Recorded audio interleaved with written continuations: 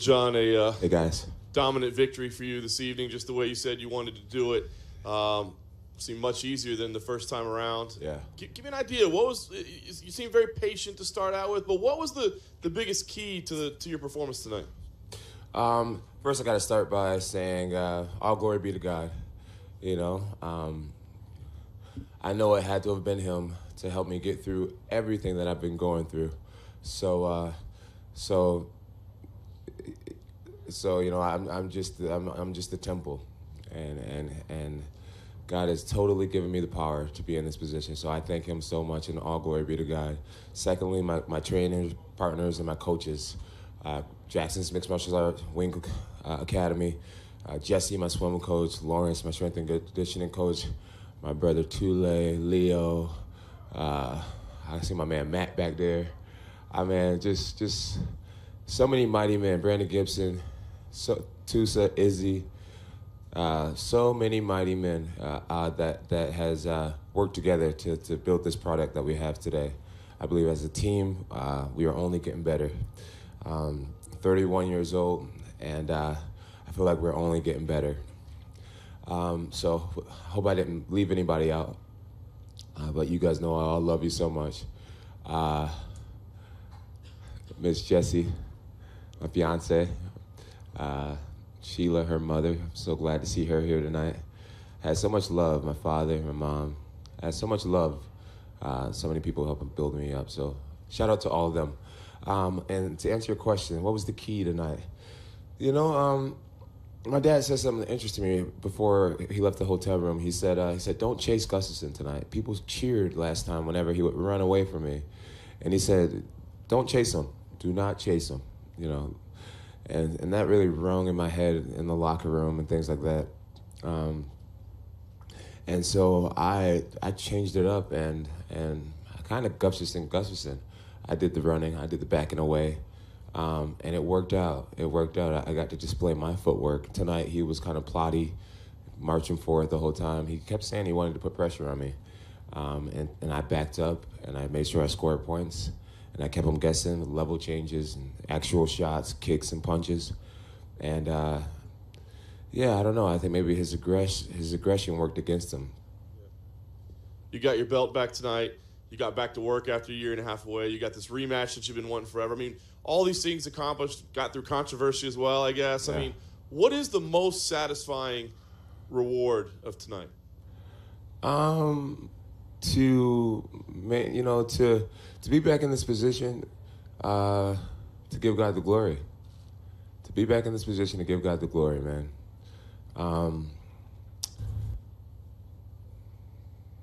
Yeah. After you went to your rival right away, you said DC. But I'm curious because you said DC, I've got this belt, come get it. Yeah. Is there something that wouldn't be more satisfying about maybe moving up to heavyweight and taking the belt that he has there?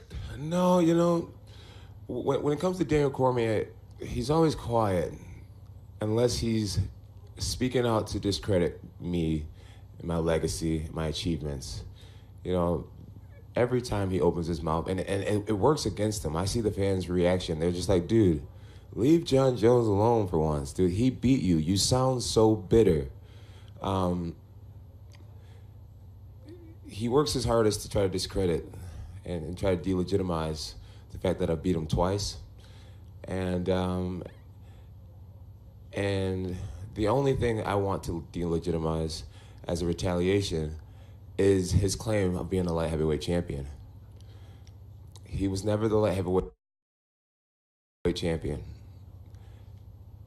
He never beat me.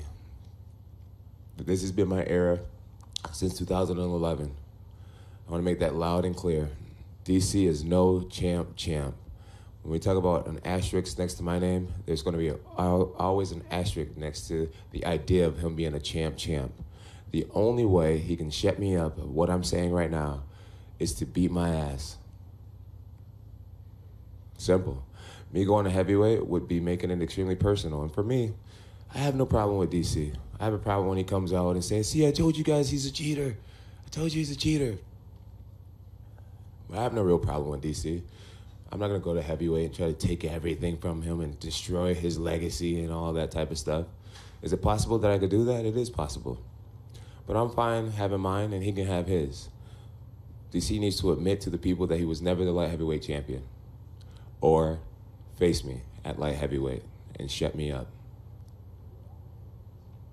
Congratulations, John. Thanks, Kevin.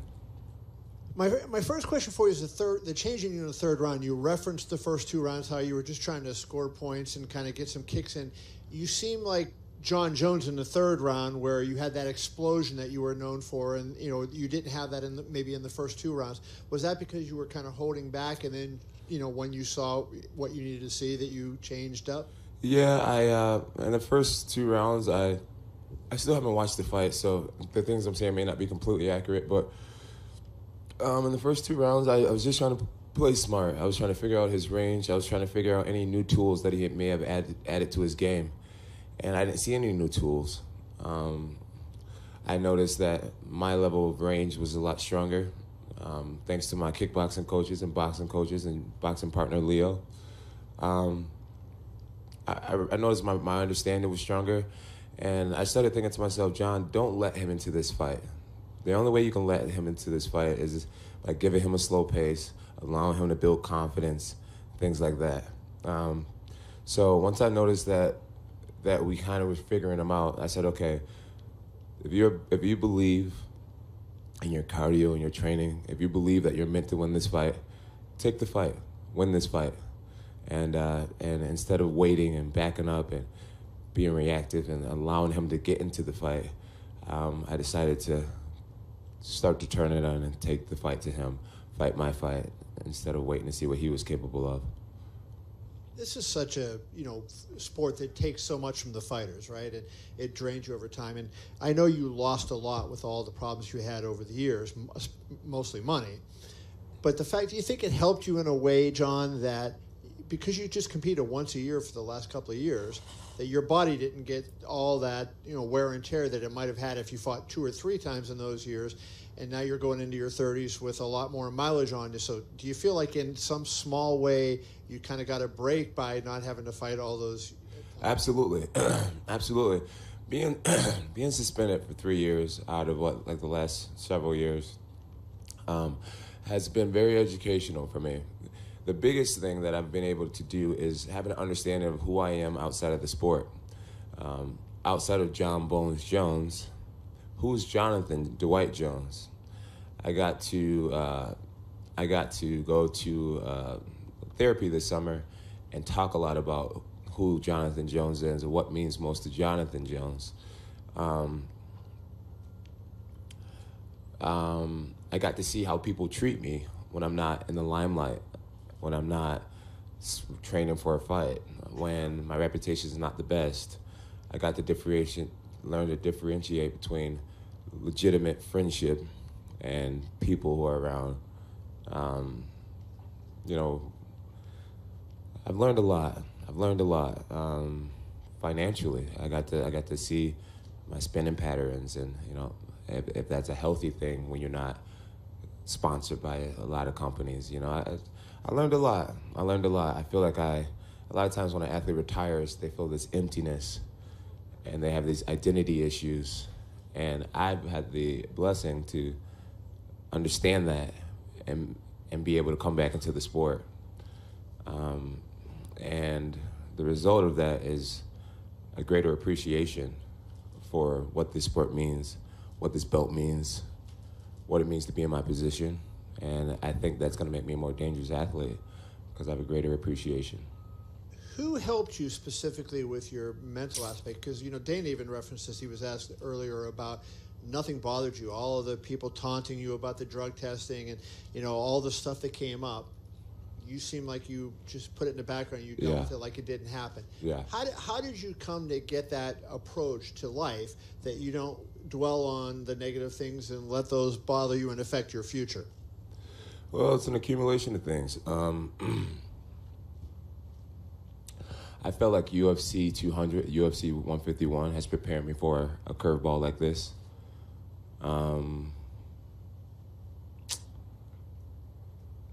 And I feel like losing my mom and having the belt stripped from me, and what I believe, it was, I was innocent throughout this whole thing. I felt like nothing that this sport can throw at me, no opponent can hit me as hard as life hit me this summer.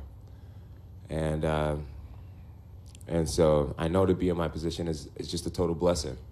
To be talked about, to be hated, to be cared about ultimately, it's a blessing. And so I believe that maybe God or something is saying that it's not designed to be easy, but it's totally going to be worth it. And I stand by that. I live by that. To be the best ever, possibly, is not meant to be easy. It's not meant to be easy. And that's how I feel. There's been so much talk, John, about the tens of millions of dollars that have gotten away from you with lost sponsorships and fights and everything like that. You look so good tonight. I mean, how busy do you want to try to be in 2019? I mean, and building off what Kevin said, I mean, does the extended layoff allow you to, get a pile of fights in over this time? Yeah, I'm not even sure if I had answered Kevin's question about the layoff. I do feel like the layoff has preserved my body and my mind. I don't spar much. I didn't spar much this camp. And I feel like, I'm 31 years old and I got a lot more in me. Originally a lot of people said that, they said, John's beating the old legends of the sport. He's beating the Shoguns and the Rampages. These guys are past their prime. And I'm only 31 years old and I'm still getting better. My team is getting smarter. We're getting stronger as a unit. And I think that should be really, that's going to be scary for a lot of people. So yeah. And as far as the money that's been lost, Dana White told me a long time ago, he said, "Kid, you're a good-looking kid, you're a smart kid, and if you do things right, if you surround yourself with the right people, money should never be your issue until the day you die. You should always be able to make money, John." And so I try not to worry about money that's lost. How soon do you think you can get back in there? And I think the other thing that's going to be connected to your next fight is that, you probably won't have even a metabolite or a pictogram or whatever was in your system for this fight. I hope not, man. I'm learning about this Tyranobol, and I hear that it could possibly be in my body for the next 7 years, which is really scary.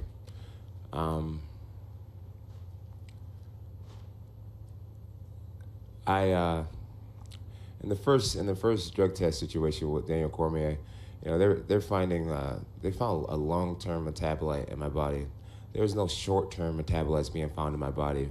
I don't know how long this has been in my body, but I'd eventually like to fight to get my Daniel Cormier fight overturned, because if there was short-term metabolites found in my body, you would be able to tell that something got in me recently. But they found a long-term metabolite in my body. They've never found short-term metabolites in my body. And people ask me, how do you know, John, and this isn't something that's new putting in John's body before this fight?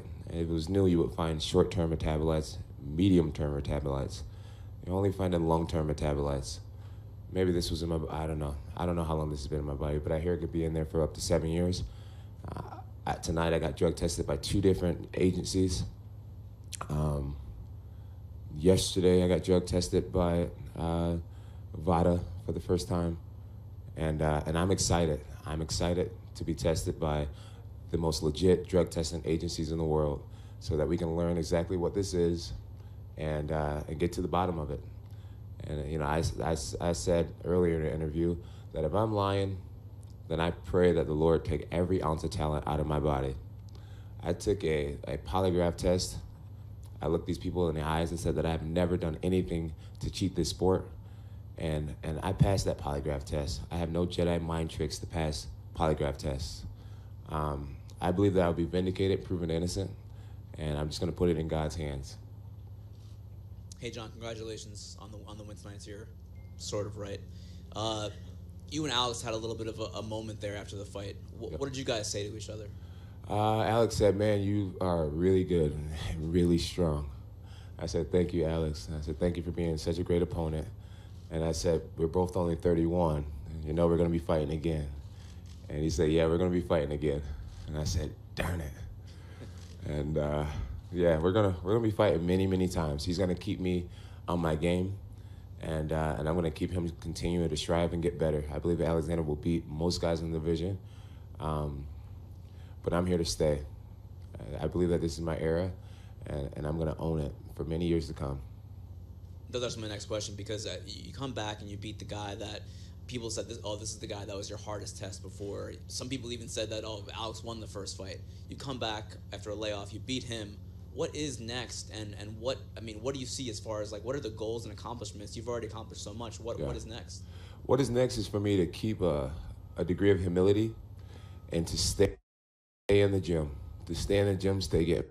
And in order for me to conquer these guys, I have to stay by the fire, stay in the gym, stay knowing that I don't know everything.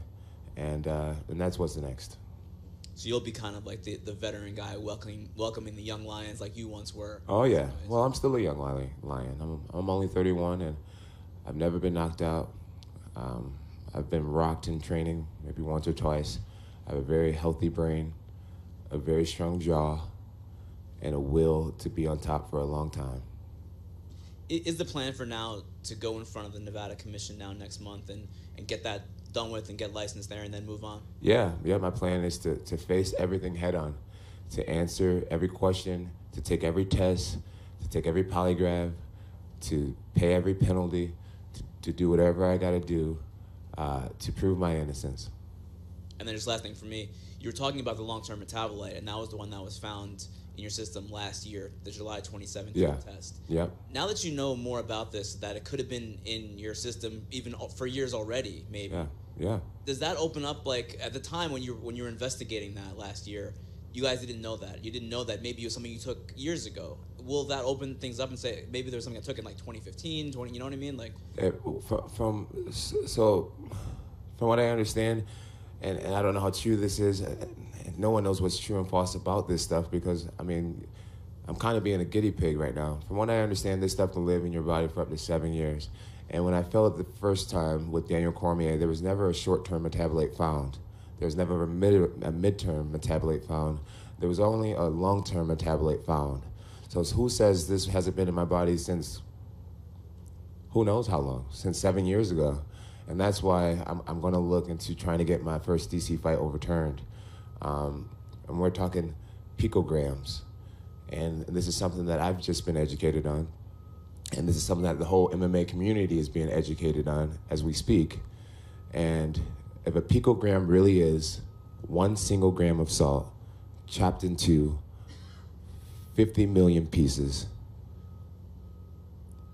maybe we need to reevaluate the testing, right? And see, is the testing way too good? Maybe some of you guys got some picograms in you right now. Seriously. So I know in my heart that I've never cheated the sport. I've said it through the beginning. It literally almost drove me crazy this summer to be accused of being a steroid cheat. And that's why I will spend every dollar. I will face every jury.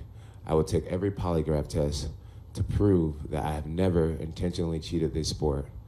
I'm glad that it's very clear that it gives me no athletic performance enhancing benefits. And why in the world would I do something like that to discredit all these years of hard work, to ruin my own legacy when it never gave me an advantage in the first place? That's common sense. But people ignore common sense because people have always wanted to see maybe it not be true. Maybe I'm not the best. Maybe I cheated all this time. I'll never be able to win that argument, and I'm totally comfortable in that space. I'm just gonna keep on kicking ass. Thanks, John. Oh, I got a clap, a single clap. Hey, thanks, coach. Thanks, guys. John, congratulations on your winning tonight. I'm not going to ask any more questions about doping. It was too much, I think. But do you consider in the future going in a heavyweight? Yeah, eventually I'll go heavyweight. I think I'll start entertaining the idea of taking what's super fights against the perfect opponents. Yeah. Tonight, I had a feeling you were kind of going slow at the second round, and the third round, I saw that you were breathing hard. You know, it was difficult. You know, what you felt that moment? Were you tired or? No, I never. At no point did I feel tired. I'm just starting to believe in my experience and my education when it comes to this mixed martial arts thing, and I know that there's no rush.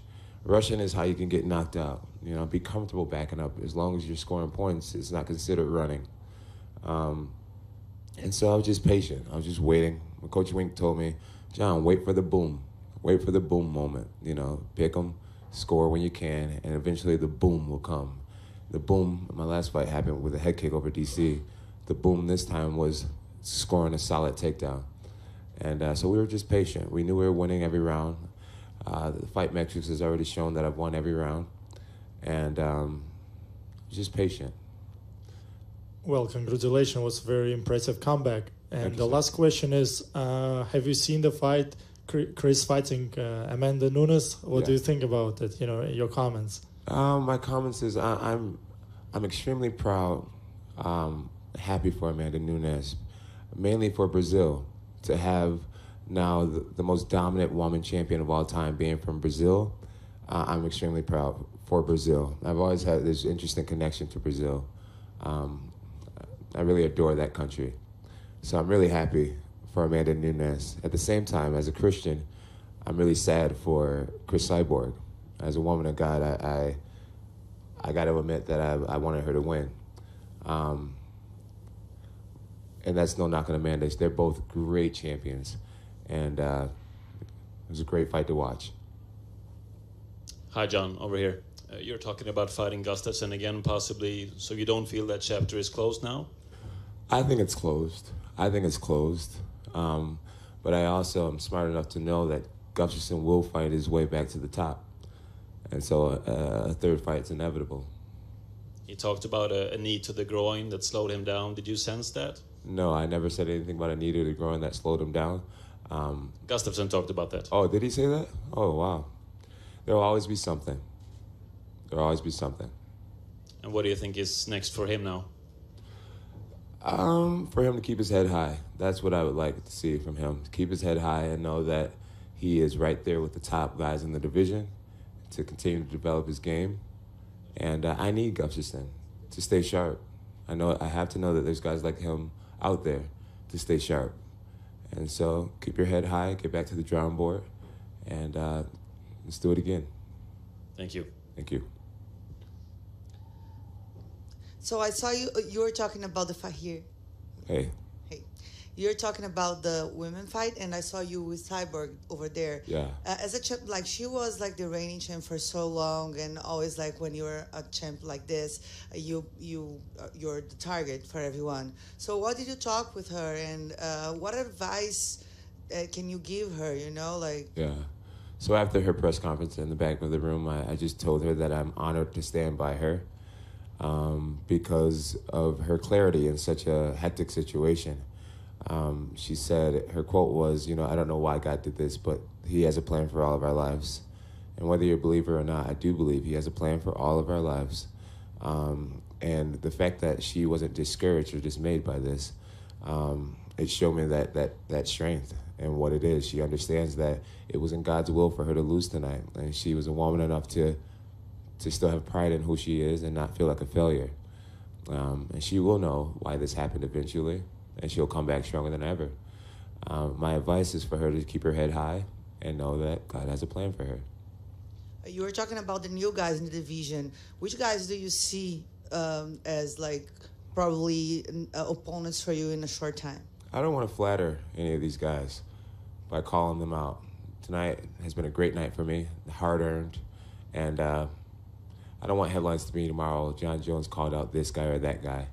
They are all just pieces of this puzzle. And whoever it be, despite the name, I'll be ready for more victory.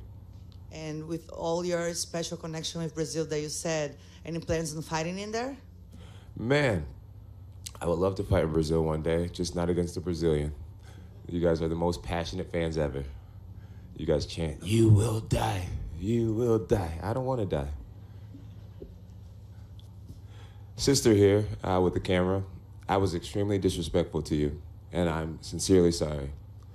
I was ready to fight, and I felt a little bit of maybe an attack, and I wasn't in the mood to lose. Yeah, I was just not in the mood to lose, not even a verbal argument. I'm so sorry for disrespecting you. Hey, John. There's been a lot of talk leading up to this fight about you not being 100% the first time you fought Gustafsson. Can you just talk a little bit about the difference between these two fights and your preparation? What's your question again?